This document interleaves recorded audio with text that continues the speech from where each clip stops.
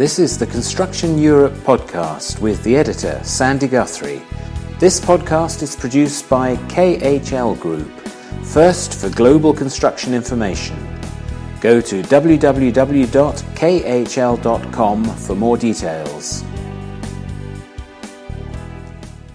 Welcome to the Construction Europe podcast for June 2014. This month I'm joined by Tony Gale, who is content manager at KHL. My usual podcast partner, deputy editor Helen Wright, is now editor of one of our sister publications, International Rental News. If you're interested in rental matters, you can find her latest podcast at www.khl.com. But in the news this month at Construction Europe. First $1 billion plus US dollar mega dispute reported. Balfour Beatty completes corruption probe. Perkins engine landmark. Cemex chairman Zambrano dies. Bilfinger restructures business. Concrete sector looks to debate EU rules. Balkan flood aid given by bank. And Europe is on the up. The average value of disputes on major construction projects increased 1.2% last year to $32.1 million US dollars, which is 23.54 million euros, according to consultant Arcadis. It added that last year saw the first ever $1 billion plus US dollar dispute in the industry. That's around 733 million euros. Arcadis said it was working on 3 mega disputes, including the Panama Canal expansion project. According to its 4th annual report on this topic, Global Construction Disputes Getting the Basics Right, dispute values were the highest in Asia last year at an average of 41.9 million US dollars, 30.72 million euros, closely followed by the Middle East at 40.9 million US dollars, or 29.99 million euros. In the US, dispute values more than tripled compared to last year to 34.3 million US dollars, 25.16 million euros, and also rose in the UK to their highest value since the report started at 27.9 million US dollars. That's 20.46 million euros. The report also said disputes took, on average, less time to resolve in 2013 at 11.8 months, down from 12.8 months in 2012. They took longest to resolve in the Middle East at 13.9 months and the US at 13.7 months. Disputes in continental Europe tended to be resolved the quickest at 6.5 months. The research found that the most common causes of construction disputes related to the administration of contracts. The top 5 causes in 2013 were failure to administer the contract properly, failure to understand and/or comply with its contractual obligations, incomplete design information or employer requirements, failure to make interim awards on extensions of time and compensation, and poorly drafted or incomplete and unsubstantiated claims.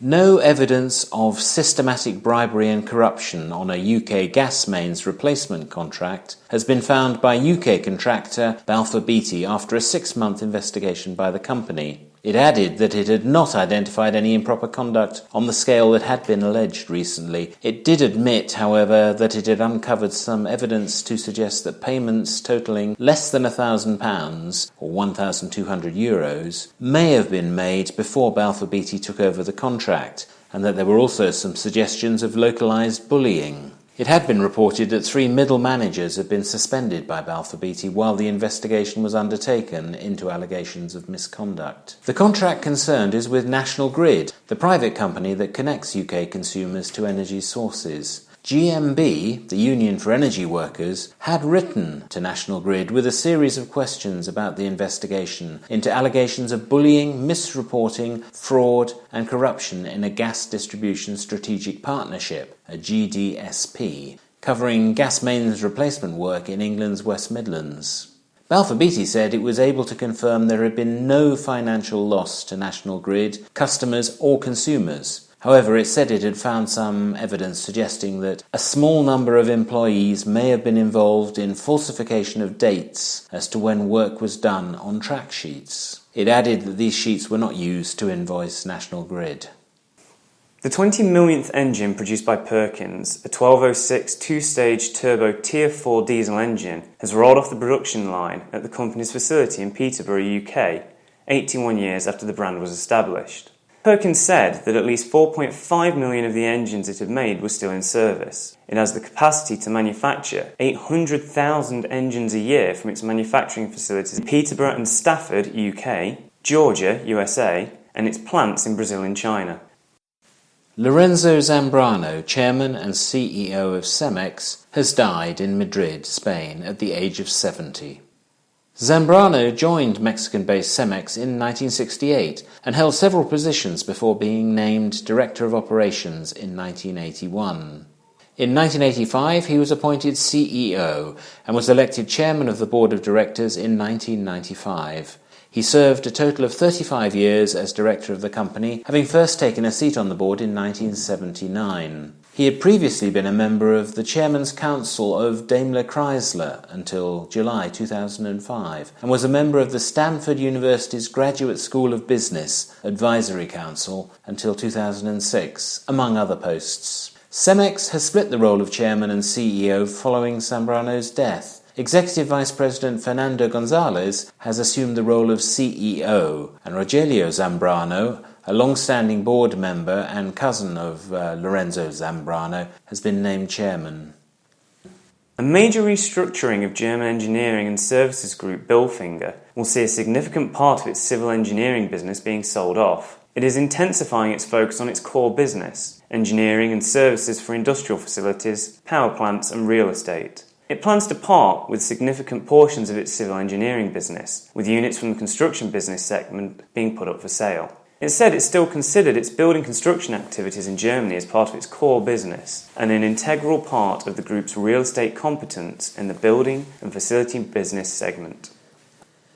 A high-level debate was held on sustainable construction, featuring key stakeholders at EU level, as the European concrete sector came together at the end of May to launch the Concrete Initiative. According to the initiative, construction is the largest single economic activity and the greatest industrial employer in Europe with some 20 million jobs.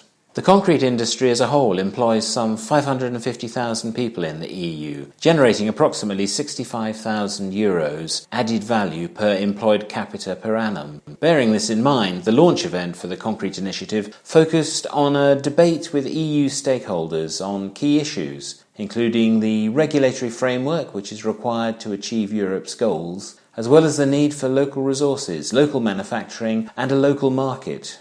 The initiative also called for EU legislation to remain material neutral. This followed the publication of a new European Commission communication, which was entitled A New EU Forest Strategy for Forests and the Forest-Based Sector. The Concrete Initiative said the communication was misleading in the way it promoted the use of wood as a sustainable construction material. According to the initiative, the EU study shows a general call to favour wood over other building materials, without underpinning such a call by robust analysis that compares different building solutions over the whole life cycle of a building. The Concrete Initiative hopes to continue to engage with EU authorities on how to stimulate construction through policy measures and standards that generate growth and innovation in a more sustainable way. The Concrete Initiative gathers together the cement and concrete sectors. It's composed of Cembureau, the European Cement Association, BIBM, the European Federation of Precast Concrete, and ERMCO, the European Ready-Mix Concrete Organisation.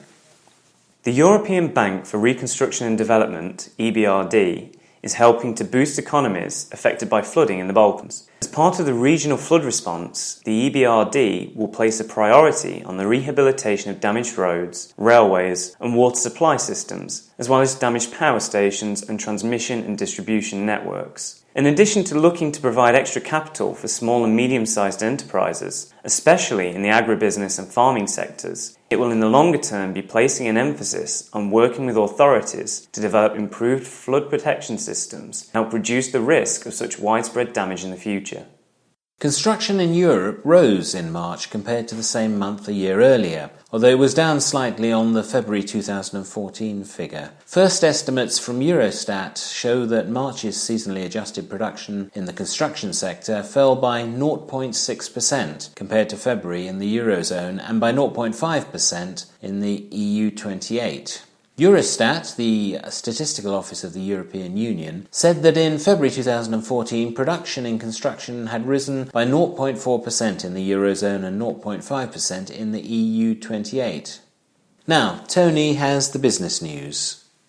Italian contractor Cellini and Prugillo has said it is considering issuing new shares for sale to institutional investors. Equity equivalent to 10% of the company's existing capital could be issued, and at the same time, majority shareholder Cellini Costruttori said it may sell some of its stake in Cellini and Prugillo. Volvo Construction Equipment has closed its acquisition of Terex's UK-based haul and manufacturing business worth $160 million. That's 117.4 million euros. The deal was announced in December and will see rigid dump trucks added to Volvo's portfolio. The acquisition includes a production facility in Motherwell, UK, and a range of articulated haulers and 32 to 91 tonne capacity rigid trucks. Italcementi has set an offer price of €79.50 per share to acquire the portion of French subsidiary Ciments Français that it does not already own. The company will finance the transaction with an issue of up to €500 worth of its own new shares. Looking at company results, good weather has helped boost figures for the first quarter of 2014 at contractor Strabag, whose home markets are Austria and Germany. It said more favourable weather conditions than last year helped output volume increase, leading to a reduction of the winter loss, which is usually a characteristic of the first quarter. Compact and light equipment manufacturer Wacker Neuson has reported a strong first quarter, boosted by an early start to the European construction season and continued economic improvement in the region. Revenues were up 13% year-on-year to €292 million, a new first quarter record according to the company. Manufacturer Hilti has said revenues for the 4 months from January to April 2014 grew 4.8% to 1.44 billion Swiss francs, around 1.17 billion euros. This was fueled by increases across all its geographical regions. In Europe, the largest division by revenues, sales were up 7.4% year-on-year for the period to 735 million Swiss francs or 601 million euros.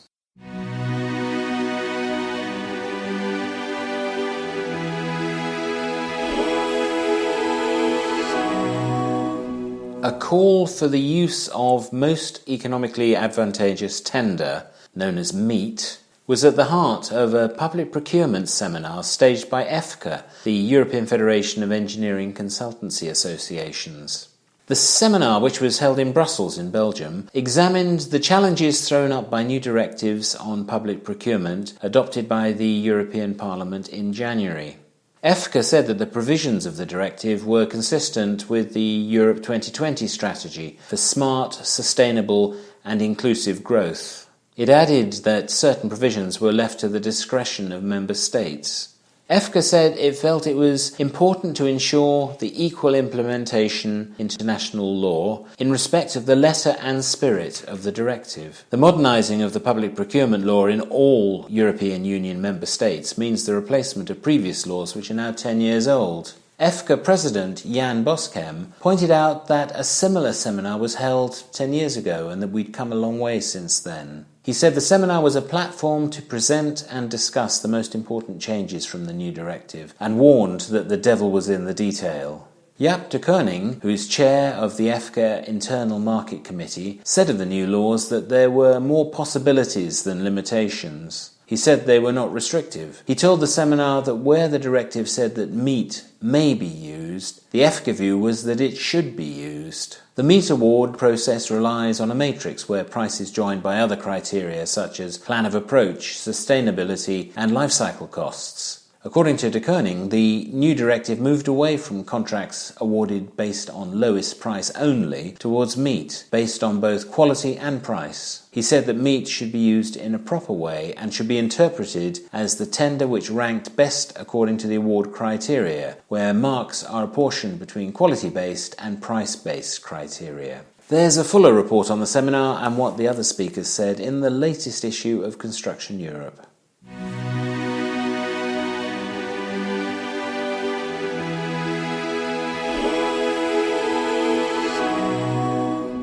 There are previews of 3 shows in the latest issue. 2 of them will be running alongside each other in Amsterdam in the Netherlands. The International Rental Exhibition, being held for the 3rd time, is set to be the biggest yet. Extra space was added to include 20 additional exhibitors. The Apex show is the International Access Platform exhibition, and this time, the 8th Apex, it is being held in Amsterdam rather than Maastricht. The outside area will be twice the size of last time. Both of these shows run from 24th to 26th of June. At the same time that Tony's shooting video in Amsterdam, I'll be at Hillhead in the middle of England. Every 2 years the show is held in a quarry near Buxton in Derbyshire. There will be a lot of crushing and screening equipment on show and being demonstrated, but plenty of other construction equipment too. It also runs from the 24th to the 26th of June. That's all from us this month. There are videos, digital downloads, tablet versions and so on, which can be accessed from www.khl.com. Moreover, while you can still subscribe to all of our podcasts via the iTunes store, we are now making them all available as they are produced onto our YouTube channel. It can be found by searching for KHL Group or for the name of this podcast. So until next month, from Tony and me, goodbye. Goodbye.